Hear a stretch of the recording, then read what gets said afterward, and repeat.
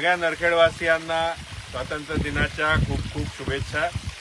आमचे सहकारी नरखेड्यातले आज इकडे आपल्याला घेऊन आले आहेत चिखली धरणावर, कारण की नरखेड नगरीमध्ये पाण्याची बरीच तुटवडा आहे। दर एका दिवसाआड पाणी येत आहे आणि ते 15 मिनिटं कुठे अर्धा तास येत आहे। तर निरीक्षण करताना विनोद क्षीरसागरजींनी आम्हाला सांगितलं की ही पाईपलाईन जी आहे ही नरखेडसाठी आहे, ही बाजूची सावरगाववाल्यांसाठी आहे। आजी नगरसेवक नितीन रायजी जिकडे उभे आहे, तर जे काम करायचं आहे ते या जॉईंट पासून, इकडे जॉईंट पण आणून ठेवलेला दिसतो आहे, इकडे जॉईंट आहे, याच्या खालतून पाईपलाईन आहे आणि हे जे कॉन्क्रीट आहे हे प्रेशरला मॅनेज करण्यासाठी, जसं आपण वजन ठेवतो त्याच्यासाठी केलेलं आहे। ते इथपर्यंत जवळपास काम करायची गरज आहे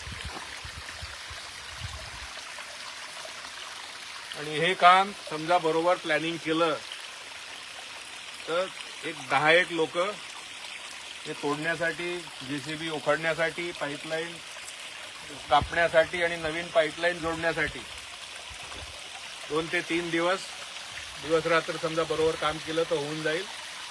आज तुम्ही बघताय की जवळपास जे आम्ही कॅल्क्युलेट केलं, एक 7 ते 10 लाख लिटर पाणी दररोजचं वाया चाललंय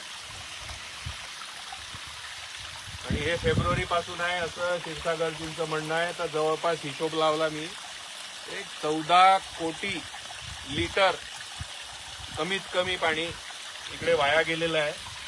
जसं नगर परिषदावाल्यांनी म्हटलं की अल निनो इफेक्ट म्हणे पाणी आहे, कमी आहे ना नरखेडवासियांसाठी, असा बिलकुल काही नाही आहे। आपल्या समोर आहे पाण्याचं लिकेज आणि साधंसं काम आहे, 4-5 लाखाचं आता 2-3 लाखामध्येच होईल। क्षीरसागरजी काय म्हणणं आहे आपलं याच्याबद्दल? मी जेव्हा माहिती दिली आणि त्या इंजिनियर जे पेटकर आहेत त्यांना पण सांगितलं, तर त्यांनी सांगितलं की आमचा प्रोसेस व्हायचा आहे, जेव्हा आमचा प्रोसेस होईल तेव्हा आम्ही काम करू। तोपर्यंत लोकांचं कसं? तर लोकांना तसं आहे, जसे लोक सहन करतात तसे ते करून राहिले आहे। नरखेडवासियांना जास्ती त्रास नसेल असं मला वाटतं।